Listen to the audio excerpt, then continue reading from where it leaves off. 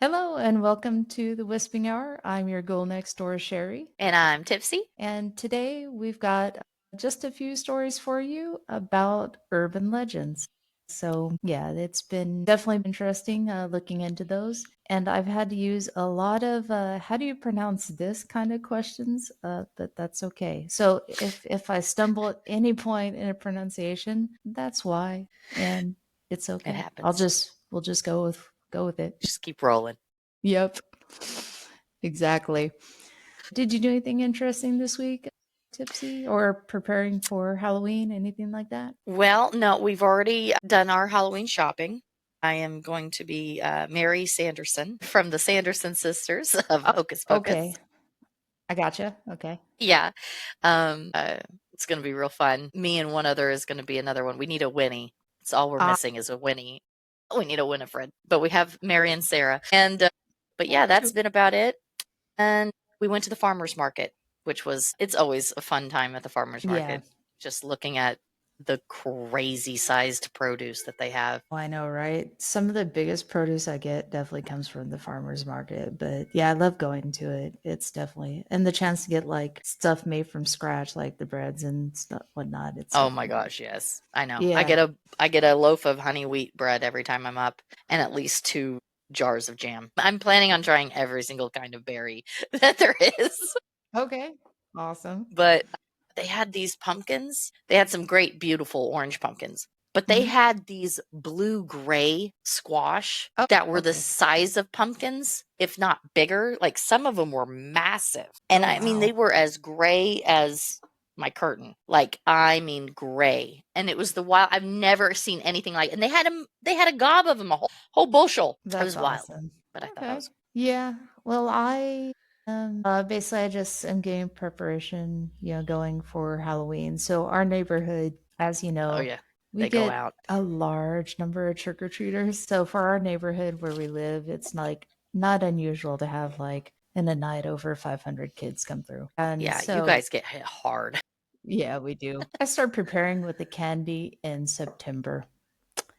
Yeah, that's But Dollar one thing, Tree. yes, yeah. But one thing we did start doing last year was we started a trend because I read something online. I thought it was a neat idea. So these people were handing out potatoes for Halloween. And it was apparently a big hit. And it's probably because it was so unusual that, nobody else in the Right? neighborhood was handing out a potato. And kids were like really into it. And they would like a choice. Would you like a potato or candy? And they'd choose a potato. So That's so that's, wild. yeah.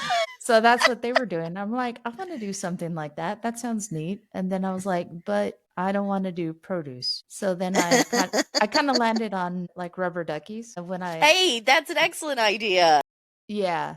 So, since last year, we've been And they actually, I have think such the year variations before. now. Yes. Actually, I think maybe 2 years ago, now that I think about it. But anyways, we started handing out rubber duckies, so I get a couple of bags of rubber duckies, and then before it's all done, we run out before people have even stopped coming to the door Oh, every I know. You time. ran out, I think, was it last year we came by and you guys had run out? Yes, yeah, we run Yeah. out. And you were actually getting ready, I think, to go and get more, weren't you? Well, we always run out of candy. I think that you're talking about is we ran out of candy, and so I had to go and get Oh, a little bit more. Yeah, because Duckies, we order those basically we Amazon it and just order the Duckies that way. like any gob. But yeah, and then every kid just gets a Duckie till we run out. And but the kids love it. Like every year, it's they're walking, away from us down the driveway, and I hear Ducky, and like, or if they're a family or a group of them, they're like showing each other their duckies and like trading them and stuff. So I've it's got a the good time. perfect idea for Christmas for you guys this year. So this year we because of the duckies, I actually saw this a Halloween decoration. I was like, that's perfect for our house. So it's one of those blow ups. You put it in the yard, and it Yeah, was a inflatable. inflatable, right? Yeah, it's a pirate duck. God damn it. I was thinking of a vampire one. I was like, I gotta find an inflatable vampire rubber ducky. So I was thinking for your Christmas. It'd Yeah, be funny. but um, but yeah. So we put that out. So I'm looking forward to it. Got a couple more weeks till Halloween is here. I always Yeah. love handing out the kid candy for the kids and 2 everything. weeks, ain't it? Yeah, it's 2 Yeah, weeks now. 2 weeks now. Oh my So gosh, it's just gone by so fast. yeah, yeah, definitely. It just feels like this year has flown by. Like, is it already October? Oh well, that's all right. You know how it is. Like, when you're a kid, time seems to take forever, and then Oh, I know. Can't wait to grow up. Just can't wait. And then you're like, where'd my youth go? yes, I was just there a minute ago. Like, I swear to Christ, I went to bed young yesterday. This morning, I'm waking up feeling like an 80-year-old. yeah. All the head allergies. Have you had any head allergies with this fluctuation in weather we've had? No, I haven't. Yeah, I mean, I I got think sick that one time. Yeah, but yeah, I woke up this morning with just fighting the allergies, and I've taken a freaking, what do they call it? I don't even know what the medication is. It was for allergies. It yeah. wasn't Zyrtec though. It was like an off-brand of Zyrtec, and I took that, didn't touch it, barely. My voice is coming in and out. I don't know how I sound over the mic. You sound fine. Yeah, for sure. Yeah, it's getting better as I've gone on in the day, but this morning was awful. Yeah. And I started watching a movie that I'm actually really enjoying it so far. It's called The Werewolf Within. So it is a werewolf movie. And Is that the one with Isla Fisher? no, this one has, oh, let me look him up. One moment here. He has another It's a actor that I'm series familiar with. No, or a it's a movie? movie. It's a movie. It's on Hulu. The Werewolf So Within. yeah, so if you like yeah, Werewolf Within. Yeah, so it's got I liked The Wolf Man. Did you see it? us. No, not yet. I'm going to. It has Sam Richardson, so you would probably recognize that face if you looked him up because he's been in a lot of things. But anyways, yeah, it's a horror comedy, and it basically the main character is that guy. He's a ranger, and he shows up to this like it was new posting basically. Oh, Yeah, yes. Okay. and I'm definitely really liking it so far. I'm in the very beginning of the movie, so I haven't finished it yet. So they've implied the werewolf, they haven't shown it. And from what I can tell, I think maybe they're actually going to make the werewolf part of it kind of scary. And then Ooh, the right, and people, then have the comedy humor. yes, Yeah, yeah, yeah. yeah. But yeah. So that's I just started that. So next time we talk, I'll tell you what I thought of the whole movie. But so I far, did so watch far. Death of a Unicorn. Oh, you did see it. Okay. Did you like Yes, it? I did. I actually liked it. My husband, I think he watched it for Paul Rudd, Okay. but or maybe Jenna. But no, I really did like it. I was like, that was a unique way of, for one, portraying unicorns, and then for two, how fast in reality in today's world, how fast it goes from 0 to 100 Yeah. when something happens. Yeah. And I was like, yes, I thought it was really good. Okay. I'll But eventually get around to watching it. Maybe that can be my Halloween movie. I liked Wolfman though. Yeah. The new one with Julia Garner, she is Yeah. blowing up. I mean to tell you, she's been on everything I've seen here lately. Well, I mean, bravo to her because she is good. She's been good in everything I've watched her in. Yeah. What was it? Apartment Snay or 7B or something. She was in. Did you see that one? No. That was kind of a spooky flick. That one's more on like I would say a little bit more on like ritualistic side of things when it Oh, comes to okay. like horror genre. Not quite like House on the End of Eden, Right. but along those lines. I don't want to give too much away. Um, but it's good. Can't think. That's it. That's all I got. That's okay. Yeah. Okay. So yeah, I'll definitely check out the now that you've watched it, I'll go ahead and watch the unicorn movie. What we do need Yeah, to I do is liked it. try and get together for Good Boy. And so we can do Yes, emotionally traumatized together. a dog horror movie together. Yeah, we could do that Sunday if you wanted to, after the podcast, That we but that'd be could. up to you. That'd be that'd be kind of neat. Okay. I like Or that the idea. couch cast. Well, when are we gonna when are we planning that? So By far, ear? by ear, we're planning it for next episode. So Right. Oh, yeah. okay, for next episode. Good boy next episode? Well, no, I mean the when we're meeting up in person. Hopefully, my technical test, kind of works out on that. But Well, do you want me to come by next Wednesday? Get it, No, see if we can fiddle around with it or no? no, on Saturday, I'll fiddle around with it on Okay. Saturday, and I'll kinda mess That's with how I it. am. Yeah. I'll just, if I need a test subject, I'll just, commandeer my husband and be like, "We're doing this." Get in And here. then yep. Oh, well, so did you want me to start? Yeah, go ahead and start, and then I'll go Since we're on the afterwards. basis of movies, Yeah. now I've mentioned this to you before, but to the audience, the movie Changeling in 2008 with Angelina Jolie was about the actual story of Christine Collins. She was uh, a single mother in Los Angeles when she reported her boy of 9 years old missing in 1928. So this is the Oh, late 20s, early 30s yeah. LA. And of course, the LAPD, because it's Hollywood, Hollywood was becoming a real big thing by that time. That was kind of their silver screen golden years. They were really wanting to keep face. Uh-huh. And so when her boy was kidnapped and they had no no idea where he could have gone, who could have picked him up, what happened, they decided to bring her another boy that looked like her son and said, "We found him." That's And it was crazy. yeah, this is just how much to face that they were willing to save. Like this is the Wow. lengths. Um, Wouldn't they, like, figure that the mother would know? Like, you right. That's just it. See, and I have this thing because, of course, the police department at that time would have been all men. Granted, there are men that can be very sincere and very intuitive and, in tune with their own feelings and sensitivities, right? mhm, right. But I think most men, especially in the 1920s and 30s, in a police department, really wanted all about the guff, and there was no connection. Well, this boy looks like your boy. How do you know it's not your boy? They had this aura of like, Wow.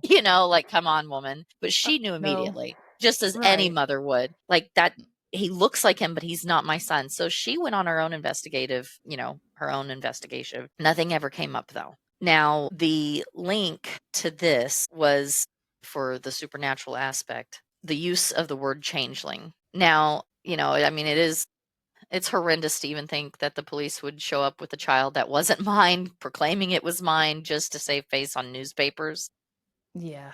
Wow. But the actual word changeling refers to a Gaelic fairy child. And the idea of the changelings was that if your baby, and we're talking centuries ago in Scotland, if your baby all of a sudden stopped eating or got sick or got weak, or maybe all of a sudden had a bloated a belly, or woke up with a, a large head or something, if something was going awry with the child, the people really believed that fairies in the dead of night had came and swapped their children with the human children. And Mm, so you got this changeling factor going on. I And gotcha. the sad thing of it was that most of the parents that thought they had changelings, they would go and take them out into the woods and leave them in hopes that the fairies would bring back their child. And we all kind of Yeah. know how that would go. And Right. so, it just that terminology and the use of the word changeling, I thought it was very appropriate for what the circumstance was around Miss Collins, because bless her heart, I know you know, if it had been one of my children, I would have gone to all ends to figure Yeah. out what had happened. Infamous story about that movie, though, was about the Wineville chicken coop murders. And that kind of goes into not a whole nother category, but a sort of tangent. I'll call it a tangent. The Mhm. Wineville chicken coop murders happened in the 20s up into the 50s, and that's where they believe that the boy ended up. But the time frame of being the early 20 or late 20s, early 30s, they didn't have any sort of, way of testing the blood. There was no way of connecting who belonged to who. But the Wineville chicken coop murders was a farm in Southern California where a man, along with the help of his mother and a nephew, which they claimed was a nephew, even, reading about this whole thing, I question whether or not the nephew was actually Was related right, kinda like you have because family members you call cousin or cuz, but right. they're Well, that and then but I also thought of the fact that he kidnapped a lot of kids. They only got him on 3 charges though. oh, They got him on 3 murder charges. But when they went to go dig up the grounds of the farm, they found as many as 20 boys possibly. oh my gosh. Yeah. Was this anywhere near than where the mother lived? So yes, Okay. so she was in LA. The Wineville chicken coop murders would have been in southern Los Angeles Okay. alongside Riverside County. Okay. And he was most prominent between 1926 and 1928. But they, in the movie The Changeling, they give her the glory of finding the murderer and the bodies and stuff, even though she never found her own son. Right. They did give her the credit in closing the investigation.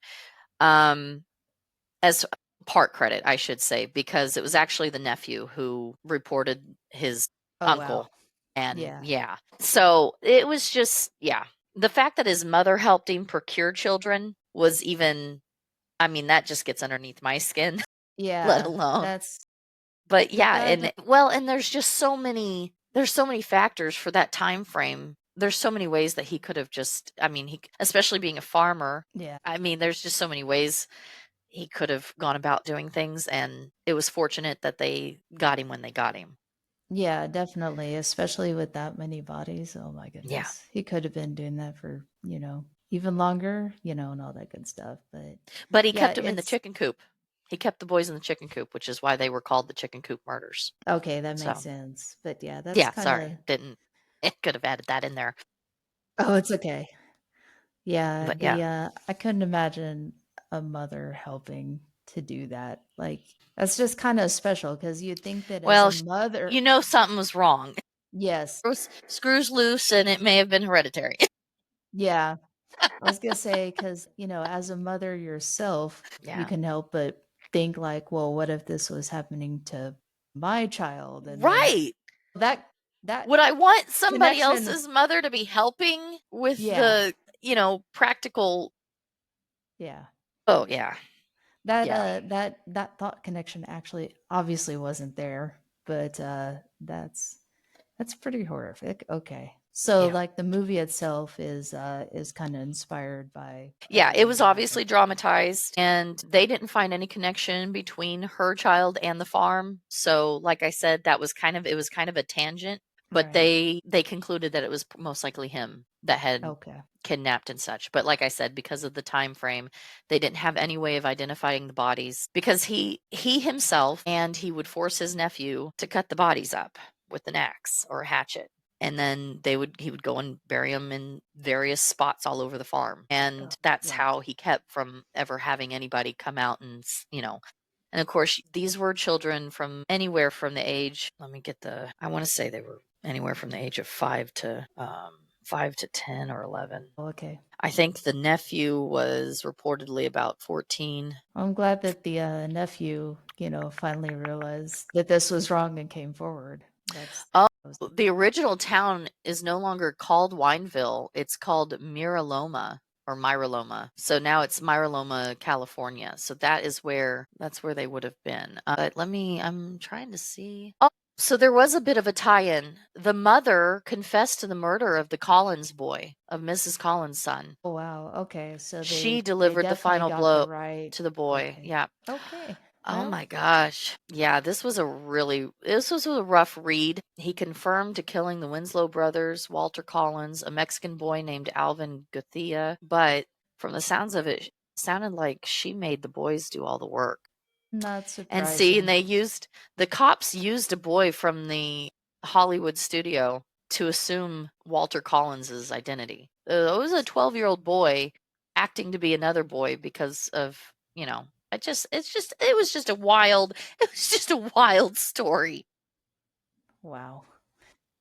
That I didn't find is anything on the ages though, okay. Well, I would say but he was my 19 to 21 when he started committing the atrocities. So ah that's about it. okay.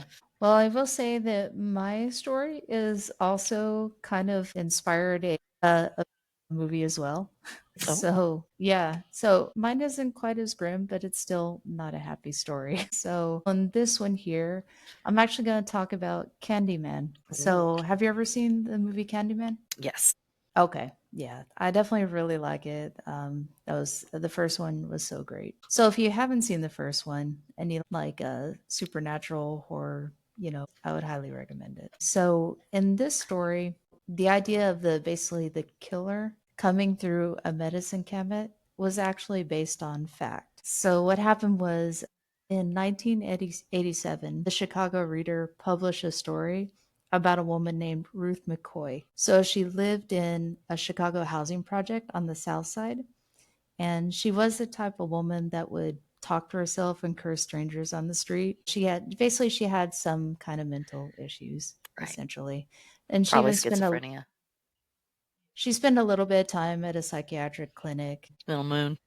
Yes, Moon is blocking things for me. Thank you, Moon. And she lived in the Grace Abbott homes. Basically, it's the most dangerous building in the ABL housing projects, basically. And living there definitely didn't help her paranoia because the building itself that she lived in had had dark malfunctioning elevators. They had pitch black stairwells, and cocaine and PCP addicts were on nearly every floor. And so she lived at the end of the 11th floor. Oh So my in the movie, gosh. yeah. So in the movie Candyman, basically he gets summoned because his name gets by speaking his name several times in a Kind of like a Bloody front of a Mary thing. mirror, right in front of a mirror, basically. And so it's that kind of an idea. But there were some like encounters in the movie that interesting encounters in the movie with him. So for this inspirational story, we'll just say what happened with her was at 8:45 on the evening of April, she called 911 telling them that people were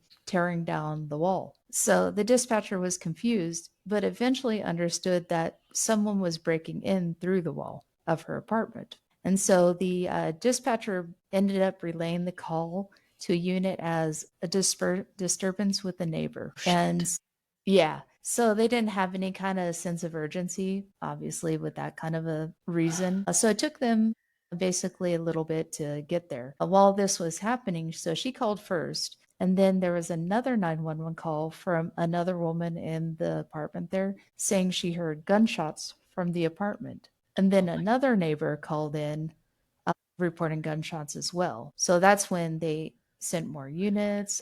So they arrived too late to save her, essentially is what happened. But then what happened afterwards is kind of the crazy part. Okay, so four officers arrived around 10 minutes after 9.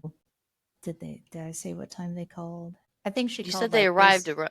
You said Yeah, around 9 o'clock that she called. yeah, I think I read that she had called like just before 9, kind of a thing. So they Yeah. arrived ten minutes after 9. So they pounded on our door. They announced their presence, but no one came to the door. So the dispatcher tried calling her again, but nobody answered. So by then, two more officers were downstairs and they went to the project office to try to get a key, but the key they had wouldn't fit the lock, so they couldn't get in. They didn't know if they should break in, but neighbors said that she would always answer her door. So they ended up leaving the building and not going in at 9:48 p.m. So the next evening, police were called by another neighbor who said Ruth would normally stop by and see her whenever she left the apartment. And so she was worried about her. And she also had seen the cops in and that like amped her worry up a bit, right?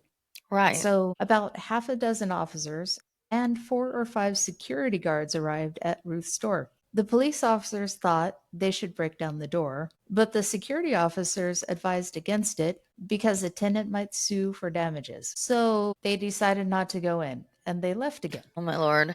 Right? And then finally, the next day, the Ruth's neighbor, that friend that called the day before, called again.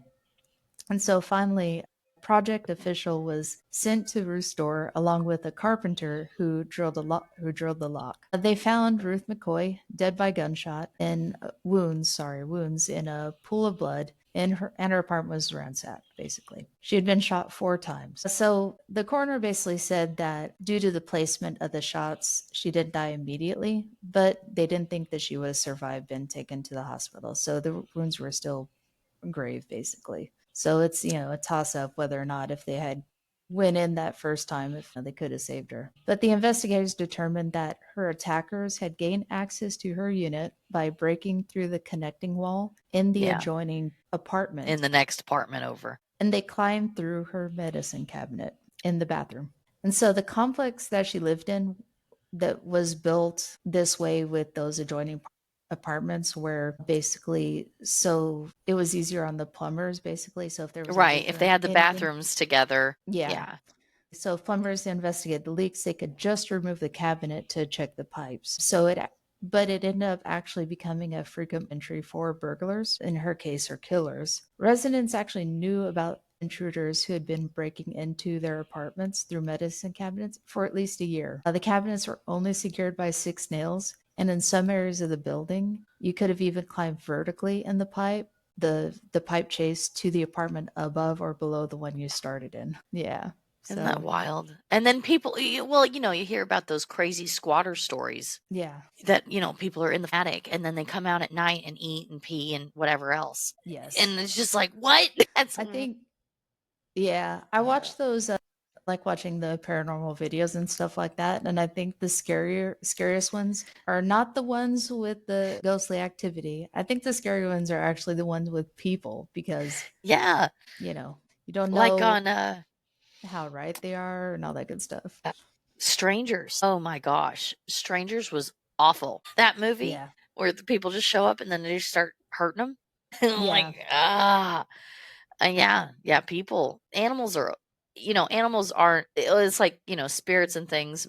9 times out of 10, you're not going to get hurt from an encounter with things. With people, it's a toss up. It's a 50-50 chance. Yep. Oh my gosh. Yeah. So basically, I can't believe they didn't break her door down to begin with, especially after getting calls about freaking gunshots. Yes. Yeah. And multiple neighbors. That's like protocol 101. Oh, something has happened. This isn't just an isolated incident or somebody's pulling a prank. Oh, isn't that awful? Definitely. But yeah, so the movie was there's a bit of inspiration there. I think probably for one parts of the movie, a part of the movie maybe, but that was the inspiration I could see behind that. But yeah, so yeah, that was my movie related story. That was a good one. Candyman's an excellent story. Does remind me of Bloody Mary. Yes. Yeah. That, saying it in the mirror. There was something else that I just watched with something that was similar to Bloody Mary, but not, I can't remember now what it was.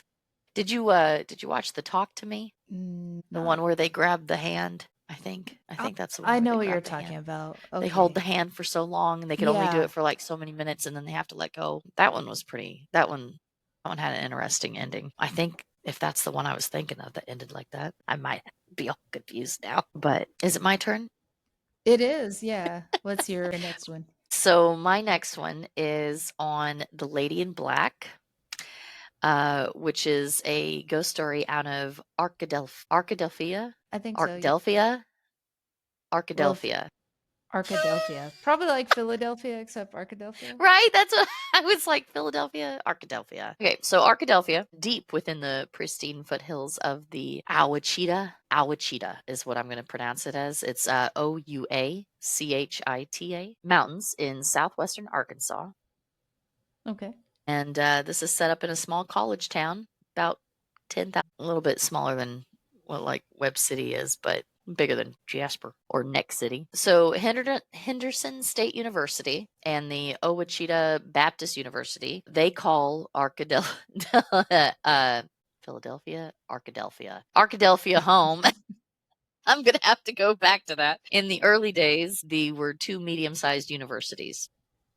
Oh, okay. But they had really large differences when it came to religions or values. The story begins in the 20s when there was a little boy from this school, met the love of his life from this school, and they decided... College cross lovers there? College cross lovers, yes. That's a nice one. I like that. College cross lovers. Jane was at Ouachita, the religious school, and Josh was from Henderson. They from the story, they were very kind of like off and on, like people thought they should be together, but then also because they went to different schools shouldn't be together. So there was this whole rift in between them. But they did they managed to hold on to their love. And blessed when the day finally came for Josh to take Jane to the homecoming dance, his friends got to him, and he Oh, ended up standing her up.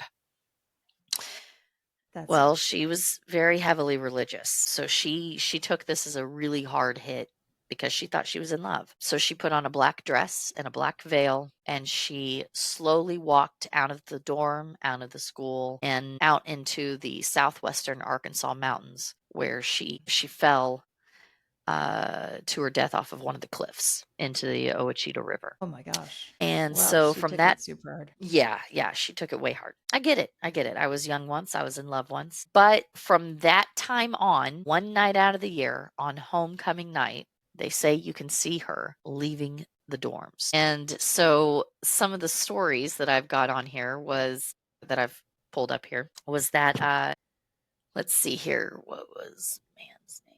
So the ghost story is still very prominent today in Henderson. And Mann, which is the last name of the author, oh, Jake Carter's the publisher. Let's see here. Mary Jo Mann. She's the local historian. Oh, okay. So Miss Mann, she recalls that people will mention this lady in black to her, and it sends her immediately goosebumps, sends her immediate goosebumps because she knows that they're talking about this Jane. Uh, Oh, so but people will talk about seeing a lady in black, but not yeah, realize it's it's a ghost, basically. well, most of them that go to the college campuses are from there, and so they know who she Oh, they know. is, Okay. but it's the outsiders that transfer into that college that Okay. don't know the story, and they'll come up to the historian and ask about, "Is this place haunted?" Like, you know? Okay. Um, I so gotcha. yeah, so, let's see here. She says one of the students, Miss Welch, she added that when her friends, a group of her and her friends were walking back to the girls' dorm around midnight of homecoming and Mm. saw a faint figure dressed in black exiting the building. And they didn't say, they couldn't tell what it was at first, but then someone screamed in their girl group and said, "It's the lady in black," and took off. So they really do believe she's still there, but the only time you'll ever see her is on homecoming night. Ah, okay. So she doesn't make an appearance any other night then. Right. It's not, yeah, there's no other appearances. It's just that evening. Okay. So, but yeah, they said Interesting. that never seen one of those people roaming around the Henderson campus on homecoming night trying to find out if they can see her or not. So, because there's a lot of people who say she's not real, Yeah. and there's always going to be skeptics. But yeah, yeah, I can see that happening. She's very familiar with like the Lady in White stories. Yeah. Love gone wrong. The only difference is that she only appears once a year. So that's kind of interesting. That was a good story. That It was is a good pick. cool. Okay. Right. Well, for my next one, I'm going to talk about, hopefully I get all the pronunciation right. The It couldn't be any worse Hobomock. what I just went through. We shall Graphilia see. or Yeah. Archadelphia. So I'm going to talk about the Hobomock Demon. So, according to the Quanahasitis Indians, an evil spirit called the Hobomock Demon inhabits a granite ledge just a mile off the Cohasset, Massachusetts coast, basically. So, yes, I had to look up a lot of how do you say this right, but that's basically the initial part. Yeah.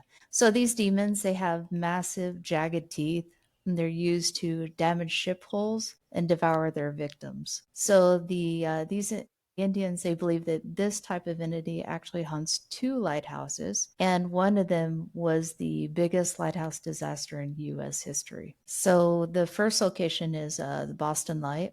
It was built to prior to it being built in that particular area, there was a lot of deaths, shipwrecks and whatnot. So they built the Yeah. lighthouse, and that became Boston Light. And the Indians believed it would banish the demon. But some still believe that the demon is still claiming the lives of sailors and cursing the keeper of Boston Light. So Boston Light's first keeper was actually George Worthylake, and he drowned with his wife and daughter when their boat capsized on their way to the lighthouse in 1718, the very first keeper. And then the second keeper, Saunders, he lasted a few days, but when he and another man, they drowned by a boat capsizing en route back to the lighthouse. So that was also how they died. And then even weirder, so there actually is an area about 6 miles to the left of Boston Light, basically over the water, that seems to have a barrier against sound waves. So it's called the Ghost Walk because any ship that goes into this region can't be warned of danger. Basically, they won't hear Right. foghorns or It's tolling like the bells blind. or It's anything. like a blind spot for them. Yeah, yeah, only it's all sound based, which Yeah. is Right. wild. It's mute. Yeah, and so this was even studied by MIT, and they couldn't figure out what is happening here. Basically, they just couldn't find an explanation for this why sound can't penetrate this kind of invisible barrier. So they speculate that that might have been another reason why there were so many shipwrecks in that area because of that. And then so there's a, you know how I said there were two lighthouses. So then there's another lighthouse, Minot Ledge Light, and it has a similar kind of tragic history with its keepers. So the keeper, John W. Bennett, he was working in the lighthouse with two assistants, and he left his two assistants in charge on the morning of April the 11th of 1851. So at that time, a really intense storm blew in that it kept him from returning to the lighthouse. So it was just his assistants up in the lighthouse. And he watched from the shore as the storm just battered the lighthouse with the fog bell just continuously tolling. And then suddenly the light went dark and the lighthouse actually collapsed into the sea. I And just fell apart. yeah, Oh so my gosh. one of the assistants washed ashore dead already, and the other one made it to shore alive, but he ended up dying of exposures. He also ended up dying. But then Of in exposure. I think yeah, probably a combination of exposure and maybe being battered a bit, I would Yeah. imagine. Well, yeah, when Lighthouse comes down on you.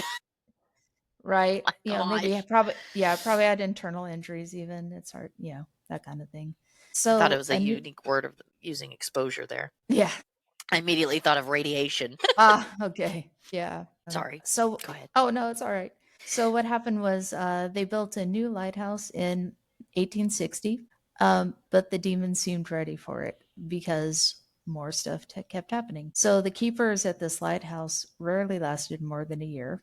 One keeper went mad from sleep deprivation. The sound of a fog bell kept up all night, but the issue was nobody else heard it. Oh my gosh. Yeah. And it seemed that just about every keeper that has been there, or almost every keeper, will just say, has reported unusual occurrences at the lighthouse. So one of the most common things they would report is the fog bell ringing on its own. And then several witnesses have reported seeing the figure of two men in the lantern room. But when they go up, nobody's actually there. So people don't know if it's actually the Hobomock Demon, but many do believe in it just because of everything that's happened in that area. Right. It's a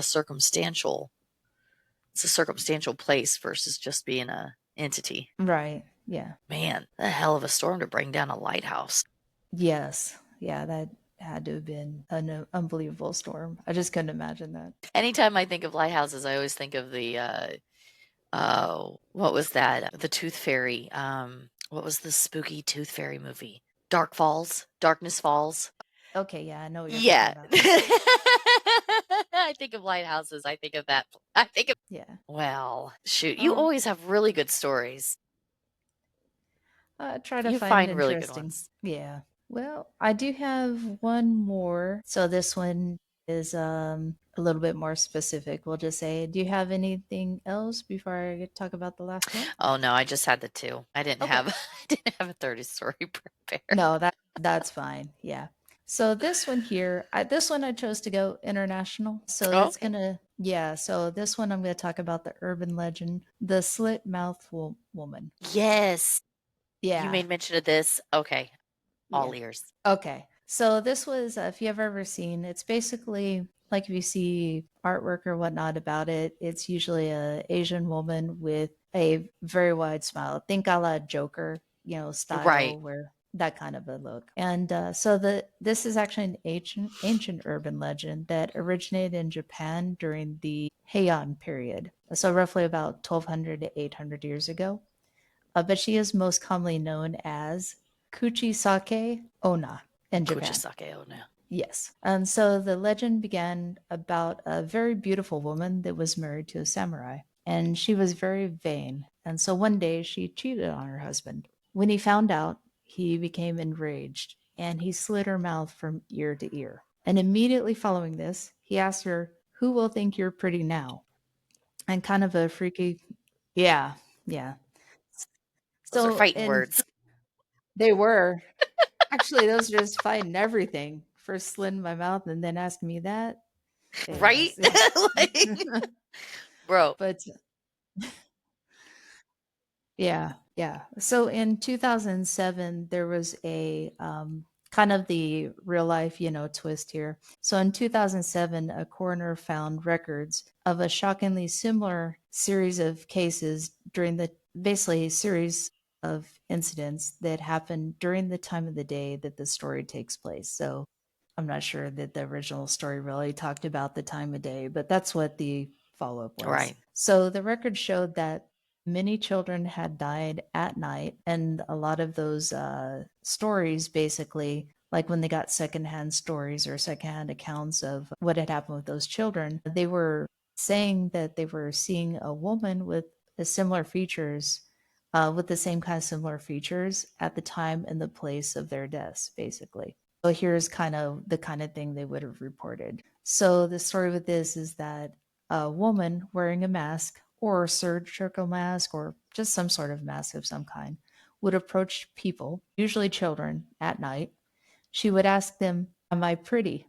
If they say no, then she slashes their face with scissors, giving them the same smile. However, if they say yes, then she will reveal her face and ask it again.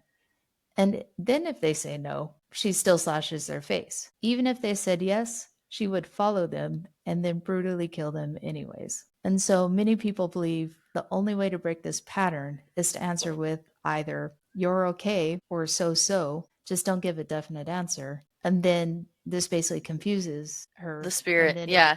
Yeah. yeah, Not and saying then yes or no. right. Yeah, so then when the spirit is She's picky. confused, they have a chance to actually run away and stay safe that way. Would you suck? Yeah, so that's the Japanese urban legend. I thought that was interesting. That More so is. that they actually found like a string of murders basically where the same woman got reported every time. I'm gonna guess maybe the woman had a face mask of some kind and Well, potentially maybe looked Asian. yeah, I would say like they probably. Yeah, I'm looking at. I looked up some of the imagery because I wanted to see how they portrayed her, and this is the prettiest one I've seen. But it's a almost like a geisha, and she has like a handkerchief rather than a surgical mask over her Right. face. Yeah. Yeah. I think nowadays surgical mask because well, this originated in Japan, and wearing the surgical Yeah, the mask is kimono the or most the yeah. is the most common mask nowadays that people in Japan would wear, I was gonna or go with the kimonos. in I forget what it's called, in something mask as well. Yeah, well, and in China they worry about germs all the time, so Right. you don't Yeah. hardly see anybody outside China without a mask. I think Korea's Yeah. starting to get that way too. But that's some spooky crap. If I had multiple people, like if I was working at a police station and I had multiple people coming up and telling me that this was because of the woman with the freaking slit face, I'm like, oh, well, you're on your own, Bucker. I'm like so losing my voice. yeah, I think you can handle it. Good luck. Just let us know if you need Right? anything Like, else. you just confuse her. Don't say yes or no. Right? I got a great tip for you. Say so Public so, service announcement. so so, and then run. I was like, I noticed the word onryo, onryo. I'm not sure if I'm pronouncing that correctly in Japanese, but the onryo is also supposed to be, well, I mean it means spirit in Japanese, but they have a lot of scary Japanese women, female ghosts. Yes, Like, yeah. have you noticed that there's this particular trend with female ghosts Yeah. that are Well, scary? yeah. Well, a lot of Asian like stories and movies, like you might find more creature-based stuff over in other parts of the Reality. world. Yeah.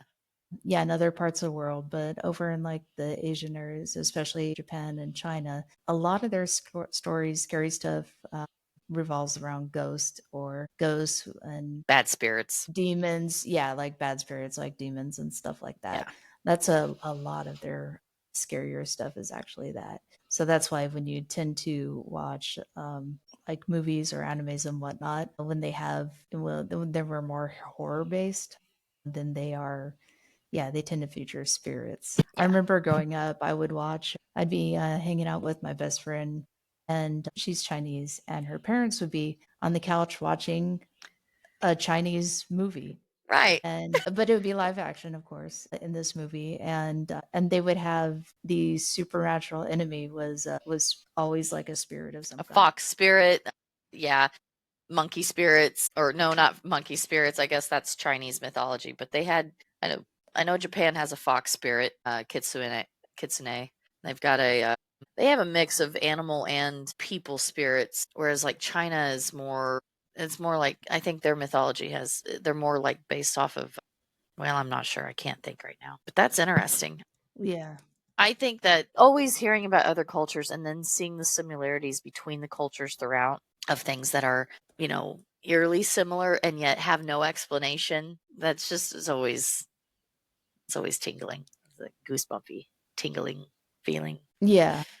getting to listen to them. Yeah, I do like I'll definitely distract hearing that cat. about other, yeah, but I do like My hearing fur about pets. other kind of areas. It's always, it's kind of like the certain like things kind of go across. Like I think most countries have some version of a dragon. Yeah. So there's definitely some carryover, and it's really interesting when the ideas kind of intersect. Yeah. Yeah. Yeah, because there's all sorts of there's dragons and Renaissance things in China, in the UK, and I don't know about America really. I think America's probably one of the few ones that don't have anything dragon related. I think Yeah. Australia even had. Oh, it's not too surprising. I think in the case of maybe America's case, because we're start off as a country of immigrants, Yeah, and even Australia has a dragon mythology, the yeah, rainbow serpent. I was like, I thought they had one. yeah. So I But yeah, suspect, yeah, I suspect probably in the case of America, maybe it's because we start off as a nation we're of such a new immigrants. country. Yeah, so we brought the stories with us, so as Well, yeah, opposed but to, even the natives didn't really have much about dragons. yeah, Theirs was more, more well, I mean, obviously natural animals that we know of and such too, yeah. but yeah, it's just I wonder if there's any Canadian history. Of course, I don't know. I know there was Aboriginal tribes in Canada, but I don't really know a lot about them. Mm, That might be something to look into. could be interesting. Yeah, see if I can dig anything up. Okay. I'm real heavy on like Egyptian and Greek mythology. I love Chinese mythology as well. Not uber big on Japanese, but I'm getting there. My husky Akita mix, Zari. I used mythology for the combination of her name. So I took Serbian mythology and Japanese Ah, mythology and I threw them together. I picked I think it was two female gods or goddesses that they have, and I sliced their name in half, and I got Zari. oh, okay. Yeah, That's cool. to butt pats. He's being a. This is the only time he comes up to me when I'm sitting over here too. Is when I'm on the podcast with you. Any other time, nowhere to be found. Which one is that one? That is He's got sick. the Okay. yeah the long white nose down his face, long white stripe, long white nose. So I guess it's no longer than Sam's, is it? Sam just has a little white dot, barely there. There's some good cats. Of course, you never know we had a second one. This is the only one you'll ever see. Yeah, He's because kind of Sam our jelly hides. bean. Yeah, Sam's feral to a degree until his food bowl's empty. Ah, But, well, I think that's it for today. yeah, yeah. I don't have any more S stories.